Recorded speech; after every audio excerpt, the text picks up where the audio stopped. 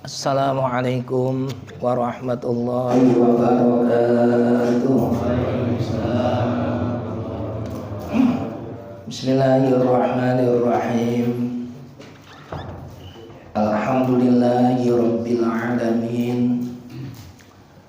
Wassalatu wassalamu ala asyrafil anbiya wa imamil mursalin Sayyidina wa nabiyyina Muhammadin wa ala alihi wa sahbihi ajma'in.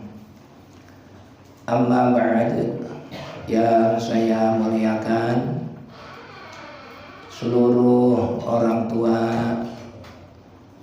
wabil khusus orang tua kita Bapak Haji Muhammad Rois Salam,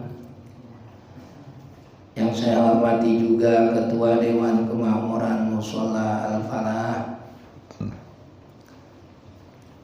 Bapak Haji Muhammad Zain, yang saya muliakan juga Ketua Majelis Ta'lim Malam Kamis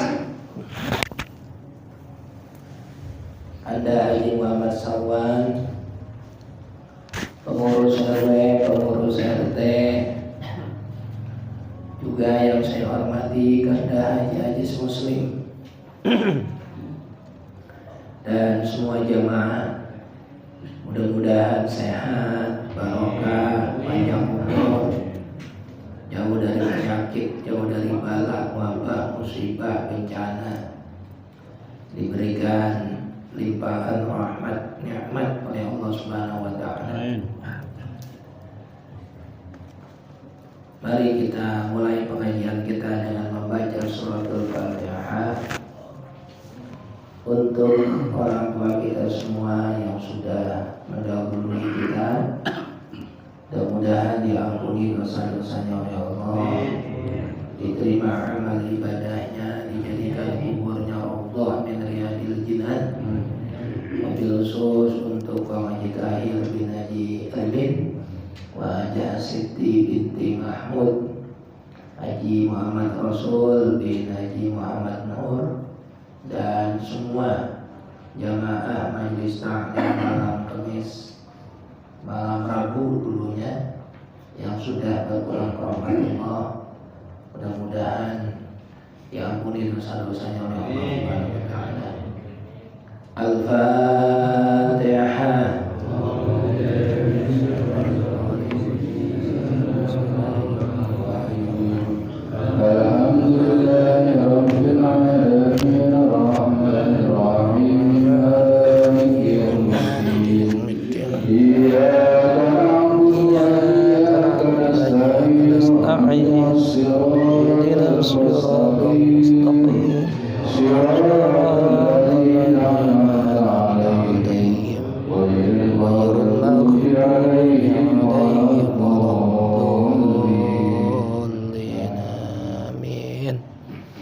Assalamualaikum warahmatullahi wabarakatuh. Waalaikumsalam. Mari sama-sama sebelum ta'lim kita baca Qiraatul Mujmalah. Semoga iman kita bertambah dan terus bertambah. Bismillahirrahmanirrahim. Bismillahirrahmanirrahim.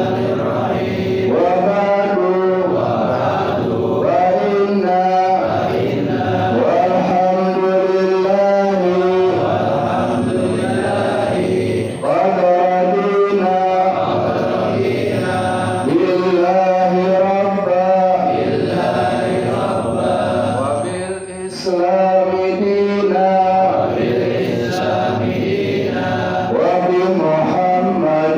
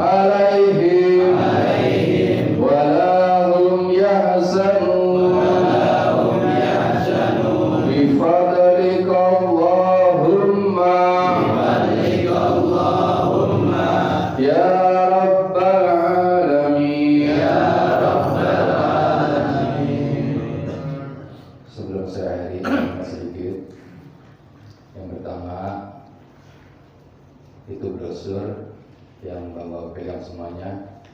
Mohon didoakan semoga mendapatkan santri sesuai target yang kita harapkan. Didoain ya. Terus untuk yang kedua, besok tanggal 26 Februari 2023 itu kemungkinan kurang, kemungkinan karena menyangkut bulan puasa ini tawakuf sementara teman Quran.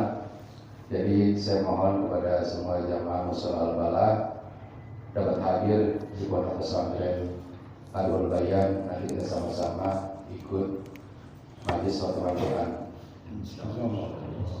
Kemudian ketiga, insya Allah nanti bulan Mei tanggal 18 sampai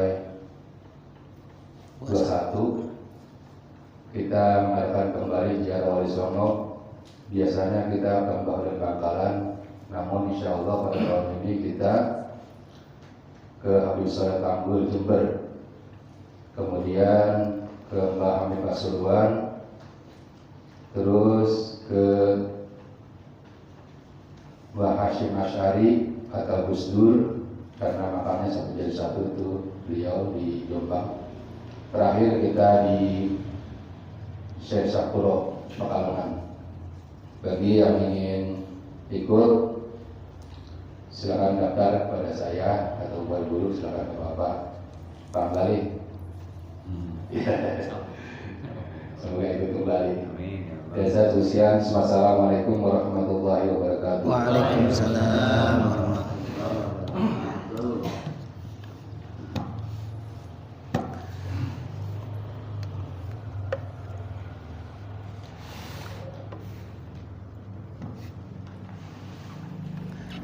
Bismillahirrahmanirrahim. Pada pekan yang kemarin kita membahas tentang menggilir ya, dan istri yang ngambek, istri yang ngambek atau nusyuz namanya. Apa namanya? Nusyuz. Sekarang lanjutannya. Bismillahirrahmanirrahim. Qala al-musannifu rahimahullah wa nafa'ana bihi wa bi'ulumihi fid dharaini amin ya rabbal alamin. Faslun fi akamil khulu'i, menerangkan tentang hukum-hukum khulu. Apa itu khulu? Khulu itu pisahnya pernikahan atau batalnya pernikahan, terlepas status suami dan istri, tetapi ada kompensasi yang harus dibayar oleh seorang istri. Kan udah pernah kita sampaikan, dalam pernikahan itu ada istilah faskhun nikah, ada istilah talak, ada istilah khulu. Ini khulu dulu, setelah khulu baru membahas tentang talak. Faskhun nikah sudah kita bahas.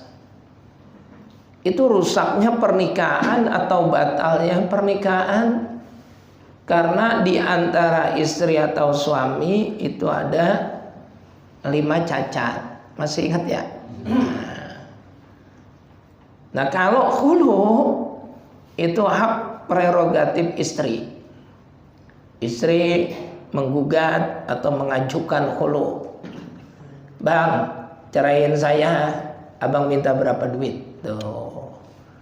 Ketika suaminya sudah mengucapkan, ya udah lu gue ceraiin, lu bayar gue sekian. Itu namanya khulu. Nah, khulu itu berbeda dengan talak. Nanti kita baca. Bismillahirrahmanirrahim. Harapannya sih begini. Khulu ataupun talak itu jangan sampai terjadi dalam rumah tangga. Harapannya. Walaupun itu diperbolehkan dalam agama dan banyak terjadi, bukan hanya di kalangan orang awam, tapi Nabi juga ada yang bercerai sama istrinya. Sahabat Nabi juga ada yang dihulu sama istrinya. Ada. Padahal halnya sepele banget. Jadi ada sahabat Nabi itu kumpul dengan teman-temannya. Dalam pandangan istrinya, suaminya maaf, paling jelek, dilihatnya paling gak enak. Sahabat yang lain ganteng semua, cakep-cakep semua. Suaminya hitam, bongkok. Terus ngadu sama Rasulullah, ya Rasul, suami saya kok gak enak banget dilihatnya. Nah, terus dipanggil sama Nabi, ceraiin istrimu. Selesai. Walaupun halal. Dan itu banyak terjadi. Ada ulama, ada kiai, ada tokoh agama yang juga terjadi perceraian atau digugat oleh istrinya. Cuma sebisa mungkin, semaksimal mungkin, kalau memang masih bisa dipertahankan, dipertahankan rumah tangga itu. Orang itu kan nikah tujuannya untuk sampai meninggal. Kesetiaan suami, kesetiaan istri itu terbawa sampai dengan mati keduanya. Sampai kakek-kakek, nenek-nenek, itu tujuannya. Tapi kemudian di tengah perjalanan ada badai dan gelombang yang datang menerjang. Itu Haji Roma. Takkan berubah gitu. Ya nanti didandanin sebisa mungkin. Kalau memang udah benar-benar nggak bisa, udah nggak bisa ya mau diapain lagi? Mau diapain lagi? Mau diapain lagi? Makanya kita tidak boleh ngomongin keadaan rumah tangga orang yang kemudian kandas di tengah jalan.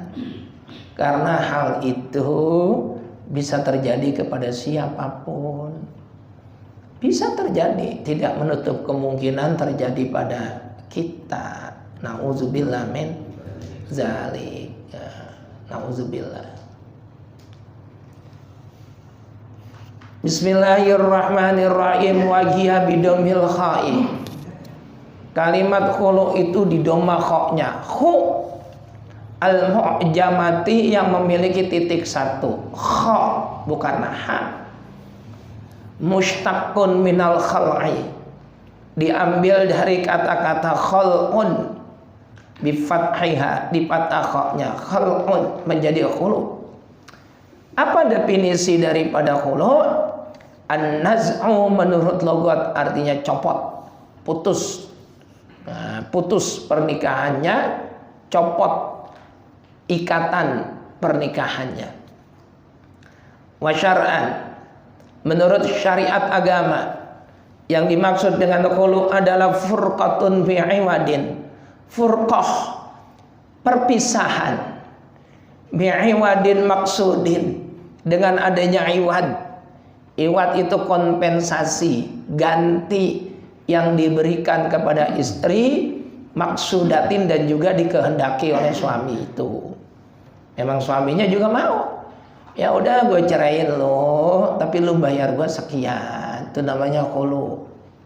Namanya khulu. Nah, ada apanya? Ada iwadnya. Ada kompensasi dari istri membayar suami. Wal khul'u jaizun ala iwadid ma'lumin maqdurin ala taslimihi fa in kana ala iwadin majhulin ka'an qala ala saubihin ghairi muayyanin banat bimahril misli. Wal khul'u, ulu itu jaizun, boleh hukumnya. Boleh dalam agama itu boleh.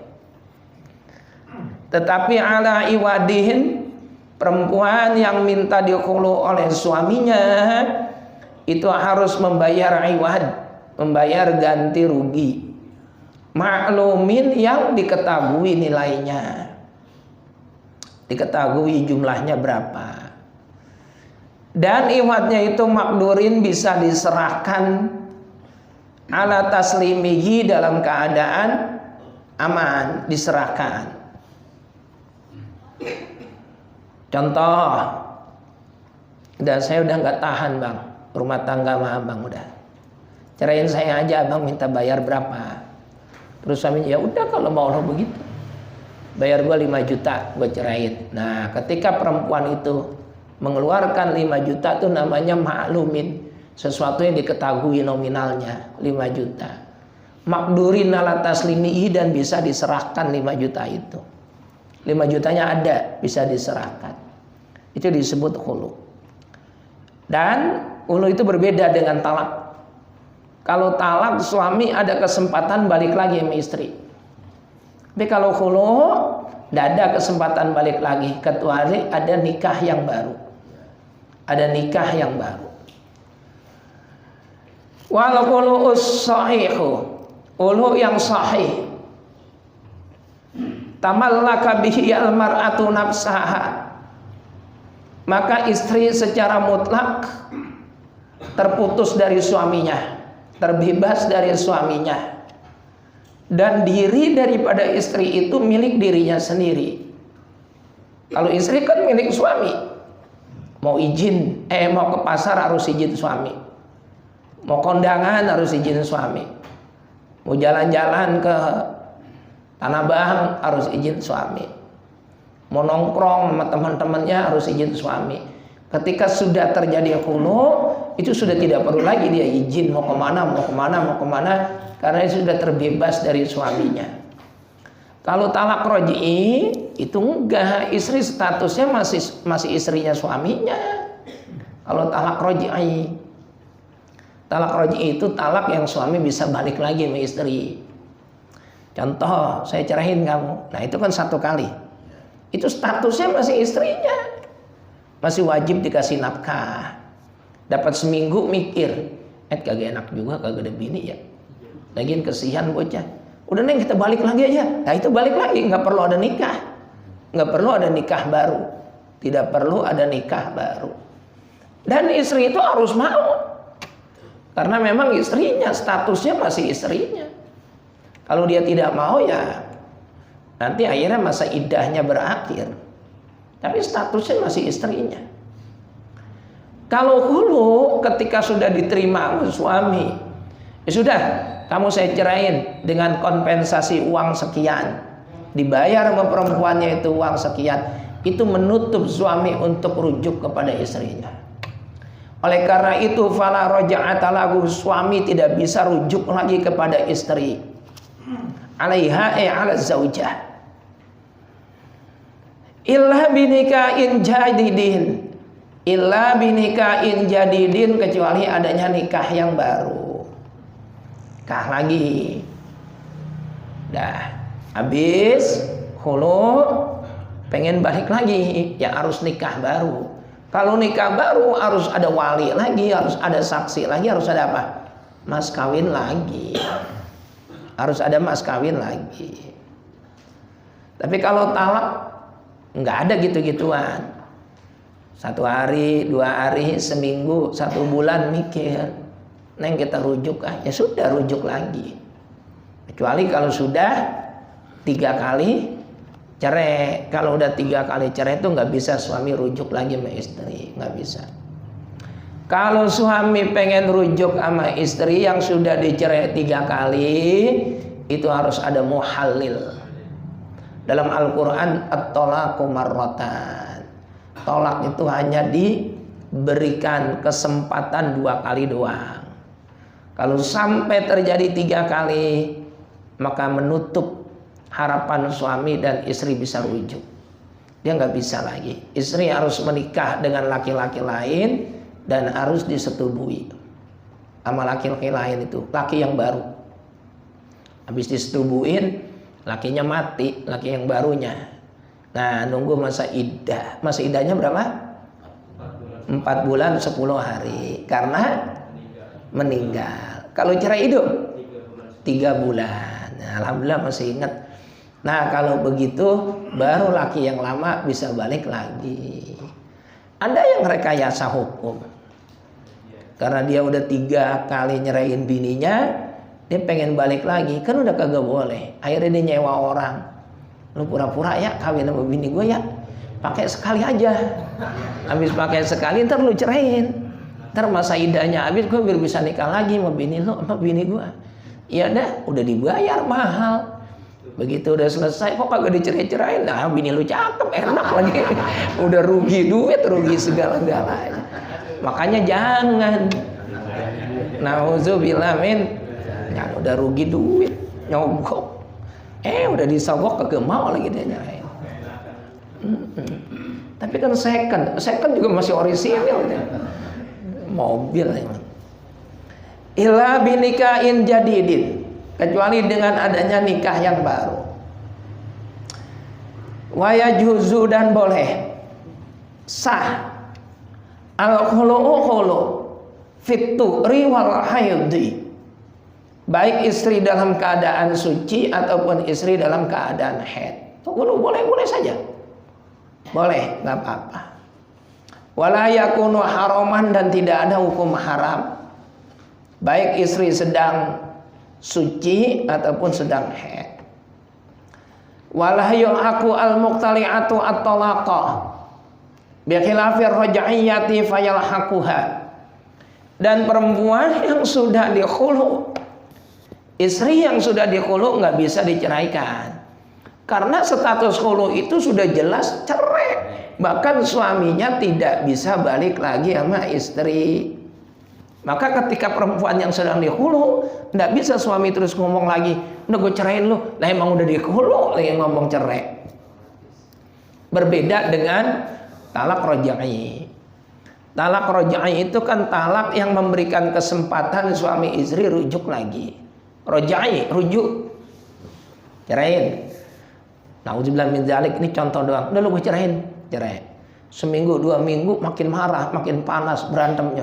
Udah gue ceraiin lu yang kedua, jadi tetap jadi 2. Terus emosi lagi, gue ceraiin 3, ya udah tutup, udah nggak bisa balik lagi. Itu namanya bain kubro namanya. Bain kubro, kalau dia pengen balik sama istri, istrinya harus menikah dengan laki-laki lain. Titik. Khulu selesai. Kadang-kadang ada suami yang tidak bertanggung jawab karena dia demen sama orang lagi. Ini banyak ini. Kemudian menikah lagi dengan wanita lain, boleh nggak? Boleh, karena suami boleh punya istri lebih dari 1. Cuma masalahnya tanggung jawabnya harus benar-benar ditunaikan. Begitu dia punya istri baru, istri lama udah kagak diurusin, anaknya kagak diurusin, jangankan nafkah batin, nafkah zahir pun tidak. Anaknya kagak dikasih uang belajar, kagak dikasih uang makan, kagak dikasih uang jajan. Begitupun dengan istri yang pertama, dia sudah terbuai dengan istri yang baru. Jadi yang lama terbengkalai, tidak dikasih nafkah sama sekali. Akhirnya istri menggugat cerai. Lah itu namanya khulu. Menggugat cerai istri, lapor sama hakim. Pak, nah begini. Nanti dipanggil suaminya. Ya udah saya ceraikan dengan bayar sekian. Itu namanya khulu. Nggak bisa balik lagi. Boleh nggak perempuan itu menikah dengan orang lain? Boleh, nggak jadi masalah. Boleh banget. Wong sejak terjadinya khulu, dia statusnya sudah tidak istrinya, Titik. Paslun ayat paslun fi akamit talaqi. Nah, setelah khulu baru bahas tentang talak. Wa huwa, talak itu dalam hadis Nabi Abu Ghadul halali ilallahi at-talaq. Perkara halal tapi dibenci sama Allah. Itu adalah perceraian. Halal tapi dibenci Allah. Allah nggak suka. Tetapi ada istri yang harus diceraikan, wajib hukumnya. Ada istri yang sunnah diceraikan. Ada istri yang makruh diceraikan. Ada istri yang haram diceraikan. Nah, nanti kita tinggal pikir. Istri kita ini tipe yang mana? Yang wajib diceraikan, apa yang makruh, atau bahkan haram diceraikan. Kita baca dulu. Waguha menurut logat, waguha ni tolak.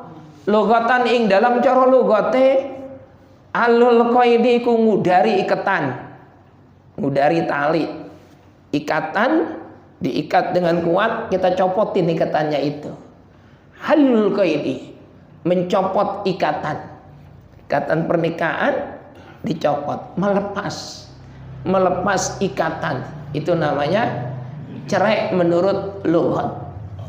Wa syar'an ismun li'alli qaidin nikahi, menurut syara adalah melepas ikatan pernikahan. Wa yushtaratu, disyaratkan linufuzihi, untuk terrealisasinya perceraian. At-taklifu haruslah mukallaf.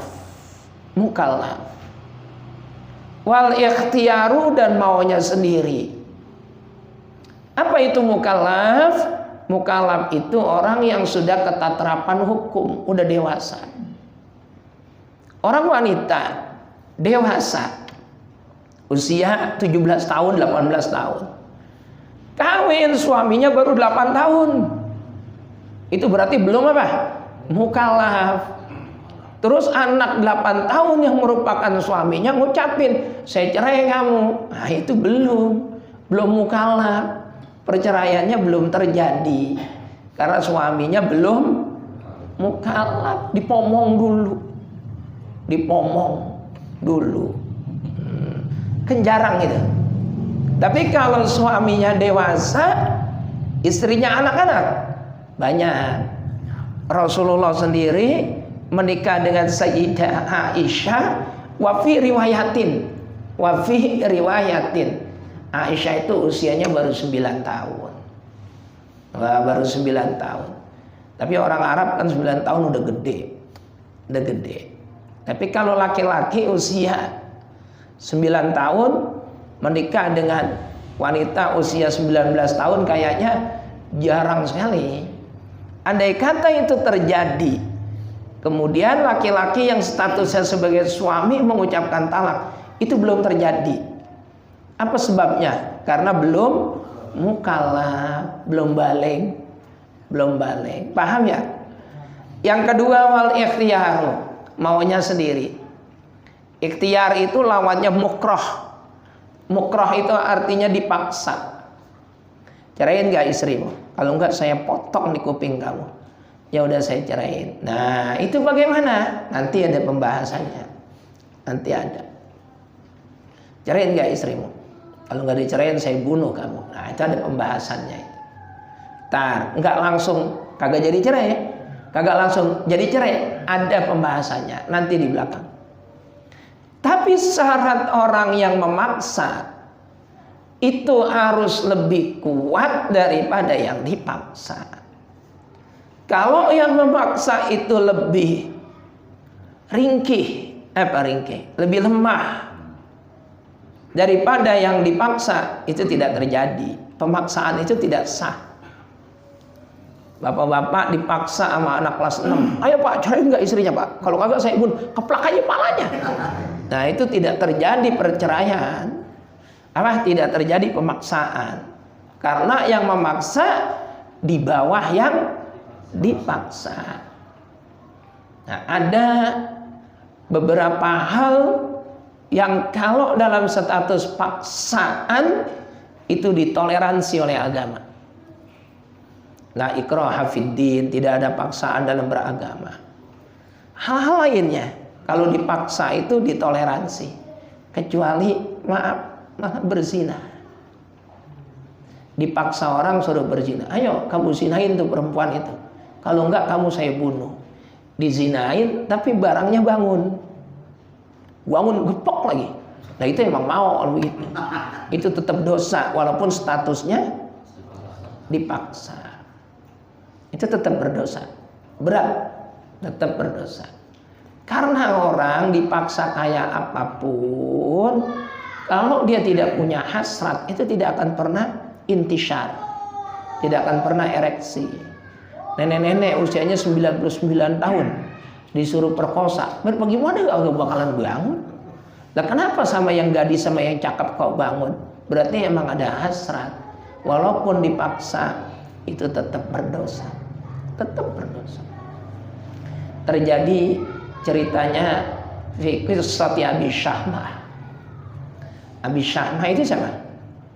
Anak kandungnya Sayyidina Umar bin Khattab. Dalam kondisi mabuk, dia dipaksa minum sama teman-temannya, orang-orang Yahudi, dijebak, dikasih minuman, mabuk. Dalam kondisi mabuk dia melihat seorang wanita, kemudian naudzubillah digauli. Perempuan itu sudah nolak, udah berteriak-teriak, udah berontak. Tapi ya kekuatan perempuan itu seapa sih? Apalagi ngadepin orang lagi mabuk. Ternyata satu kali berhubungan, Allah menakdirkan perempuan itu hamil. Dalam masa kandungan dia kecapean ngurusin sendiri, sampai lahir, sampai bayi itu sudah terurus, disusuin macam-macam. Suatu ketika Umar sedang kumpul dengan para sahabat, dengan keluarga besarnya, perempuan itu datang, lalu bayinya diserahkan kepada Umar. Ini cucumu. Kaget Umar, cucu dari mana? Kamu tuh siapa? Terus perempuan ini, saya ini seorang perempuan yang lemah. Dan terus kenapa anak ini kok diakui cucu saya, kata Umar? Karena saya disetujui oleh anakmu, Abi Syahmah namanya.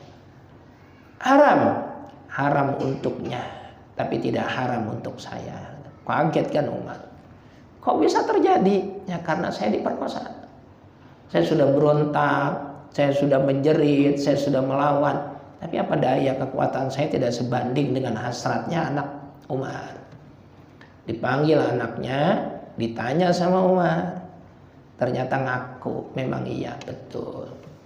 Umar itu kan terkenal sosok pribadi dan juga pemimpin yang sangat tegas dan adil. Kata Umar, tegakkan hukum. Cambuk Abi Syahmah 100 kali cambukan. Semua sahabat menangis.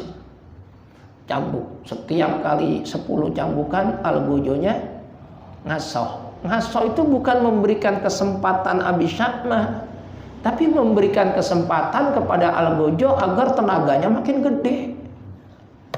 Tuh. Ngasoh, minum, segar lagi, nyambuk lagi. Begitu terus sampai akhirnya Abi Syahmah lemah. Terus minta ampun. Kata Umar, bagaimana mungkin saya akan mengampuni kamu? Sedangkan ini hukum Allah. Hukum harus ditegakkan. Bagaimana kalau saya mati, ayah? Kalau kamu mati, sampaikan salam saya kepada Rasulullah, bahwa saya telah menegakkan hukum sesuai yang diajarkan oleh Rasulullah. Dicambuk lagi, mati beneran anaknya. Abu Syahmah namanya. Terus ketemu sama Rasulullah, Rasulullah tersenyum. Diajaklah beliau sama Rasulullah. Abu Syahmah, dosanya tuntas terbalaskan. Tapi kemudian ya Rasulullah memuji Umar. Keadilan dan juga ketegasannya memang tidak perlu diragukan. Anak kandungnya sendiri. Jadi kalau ditegakkan hukum Islam, ya seperti itu. Dicambuk. Untuk yang perjaka dan juga perawan. Ya perempuan itu kan karena diperkosa, nggak dihukum, dibebaskan. Nauzubillah min dzalik. Makanya Rasulullah juga pernah dilaporkan sahabat, ada seorang anak bangsawan, orang tuanya terpandang, kaya raya, punya pangkat jabatan, tapi mencuri. Kata Rasulullah, potong tangannya.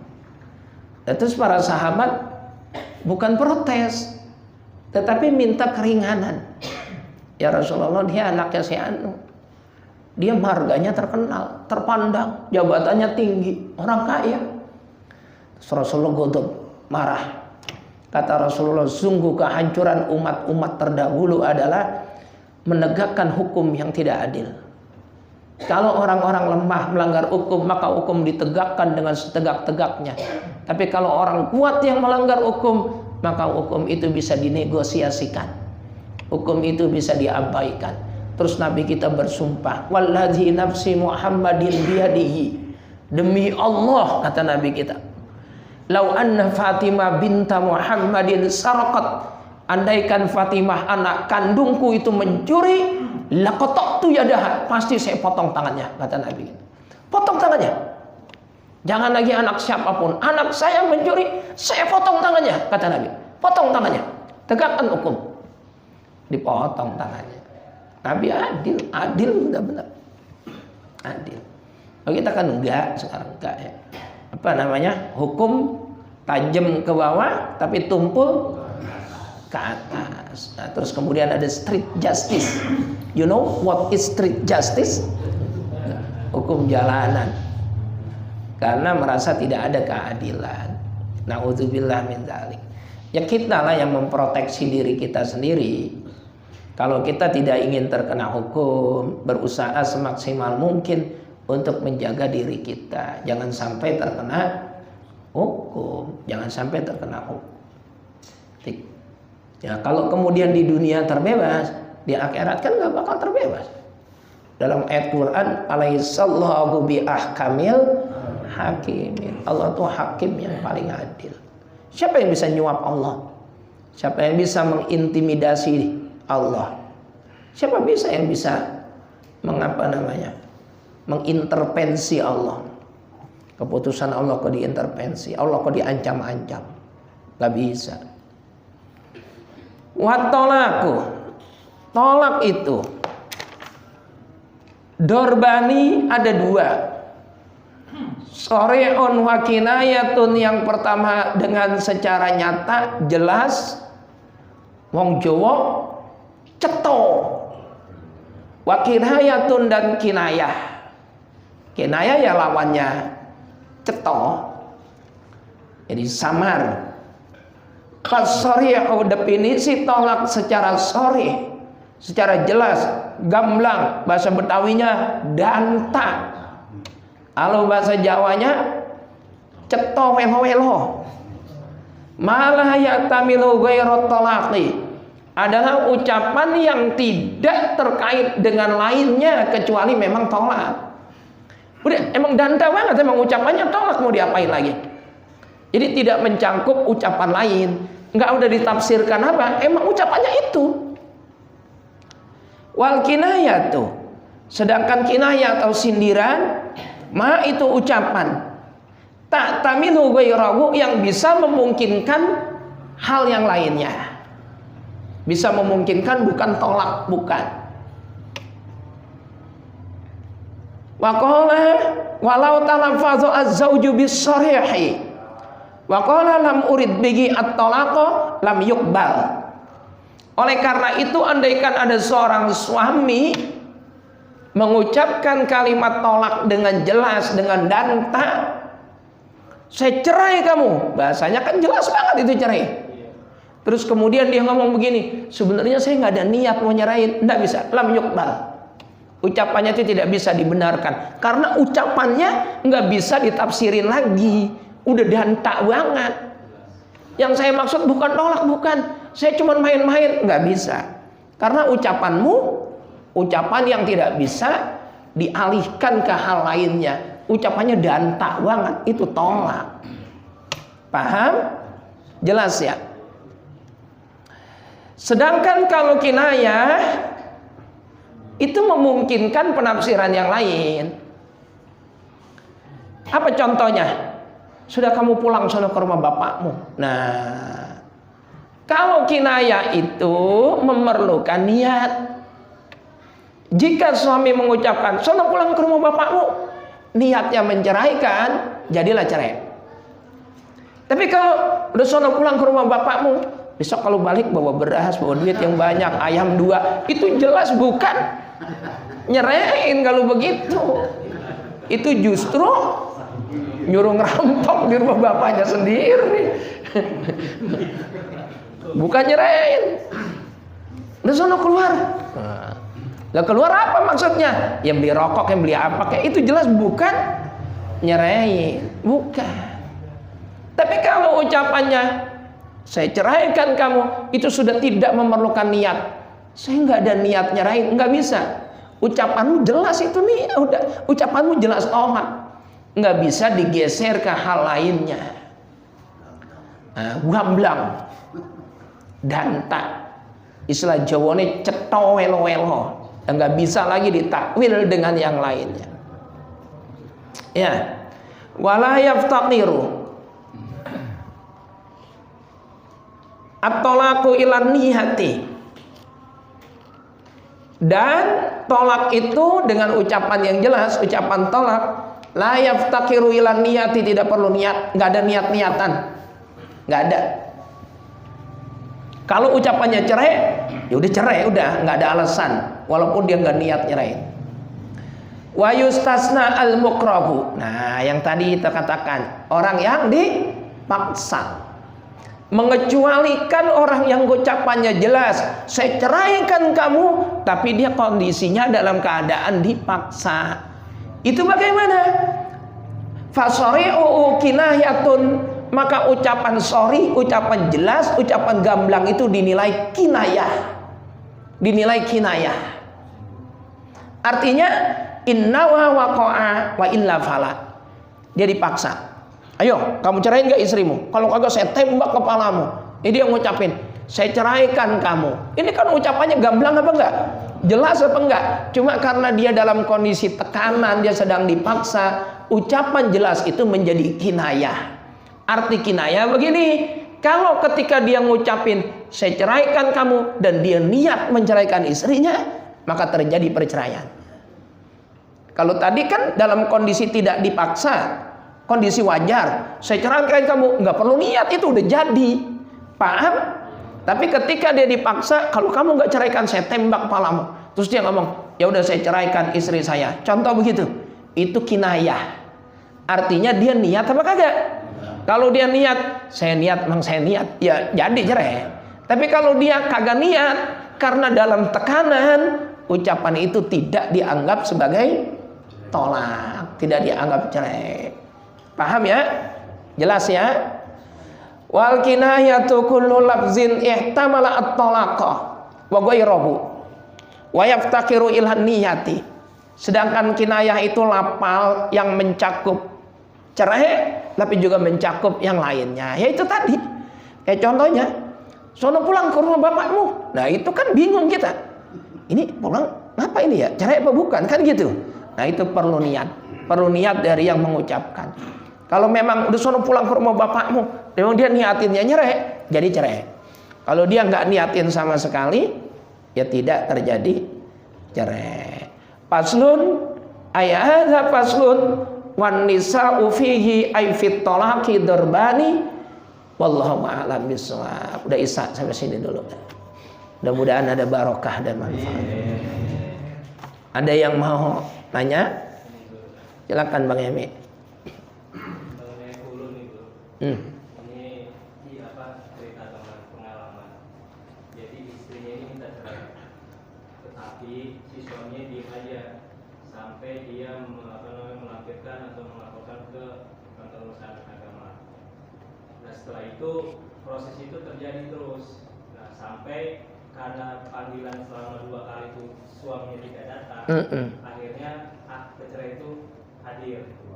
Nah ini apakah hulu ini istri, karena yang dibiayai itu istri semua sampai perceraian. Apakah yang biaya dia untuk perceraian itu termasuk hulu? Jadi perceraian yang ditolak oleh suami, sementara suami itu sudah tidak bisa lagi diharapkan keadilannya, diharapkan kejujurannya, diharapkan tanggung jawabnya. Itu imam ataupun pemimpin, dalam hal ini Menteri Agama ya.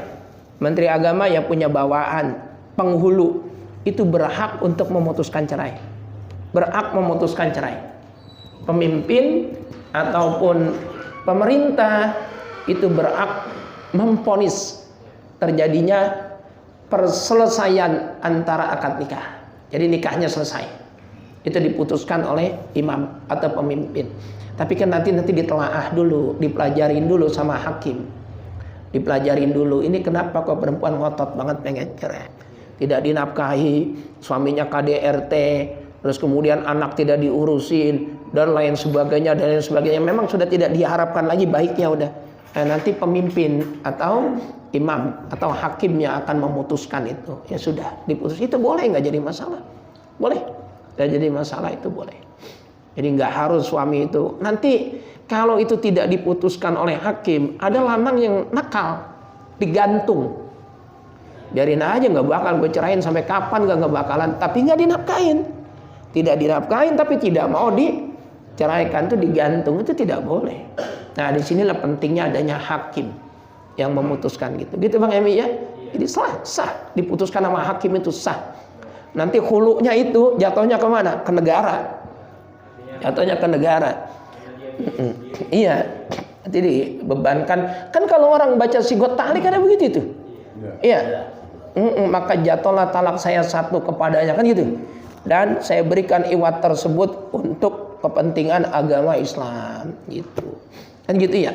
Kalau dia baca sigot ta'liq. Ada lagi yang lain? Jadi saya laki-lakinya udah dewasa, istrinya belum balik. Setelah nikah, ucapan laki-laki itu biarin saya ngomong dulu, kalau dia udah dewasa baru nanti saya. Nah, itu gimana hukumnya? Nggak apa-apa, nggak apa-apa, boleh. Rasulullah menikah dengan Sayyidah Aisyah karena Sayyidah Aisyah itu masih kecil. Itu di beberapa riwayat tidak digauli sama Nabi. Memang dipomong dulu sampai sudah betul-betul beribu maaf itu siap untuk istilahnya diperlakukan sebagaimana istri. Nah gitu, siap diperlakukan sebagaimana istri. Kalau masih kecil mah nggak boleh. Satu, maaf, alat kelaminnya belum kuat, kemudian dinding rahimnya juga belum kuat, itu tidak boleh. Tidak boleh. Jadi kalau memang menikah dengan anak yang di bawah umur, sebaiknya itu ditunggu nanti penetrasinya atau persetubuhannya itu ditunggu sampai dia benar-benar siap. Usianya apa? Ya 15-16 tahun itu sudah boleh lah. Kalau dalam Islam ya. Kalau dalam negara kan 18 ya, 18 tahun ya. Kalau 18 kelamaan ya 16 sudah nggak jadi masalah. Gitu. Jadi nggak apa-apa kalau suami ngomong begitu, biarin saya pomong dulu, nggak apa-apa, boleh. Boleh. Boleh. Ada lagi? Cukup ya? Oh, boleh. Hah? Ya udah, cukup.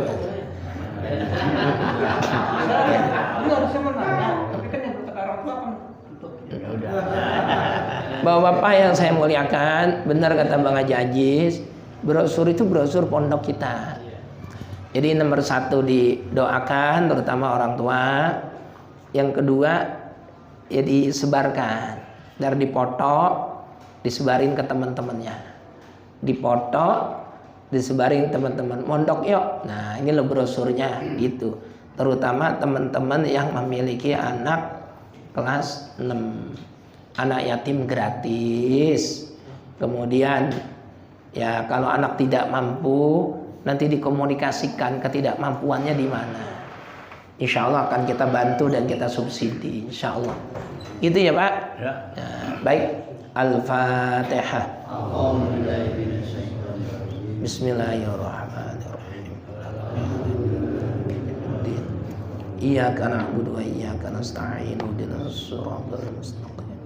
Shiratal ladzina an'amta 'alaihim ghairil maghdubi 'alaihim waladdallin.